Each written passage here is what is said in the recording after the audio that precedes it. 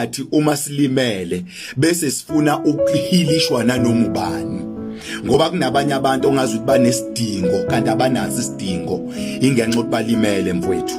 Kunabanye abantu abazibona ngazi ukuthi bafuna abantu abangaphila nabo kanti abadinge abantu abangaphila nabo ingenxa ukuthi balimele mfowethu.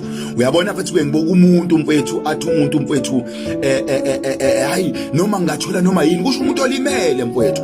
Athi noma yini noma isalukwazi nje noma umuntu osekhathele impilo siphilisana hayibo hayibo umgozi ulimele ulimele mfowethu nathi inkinga ulimele.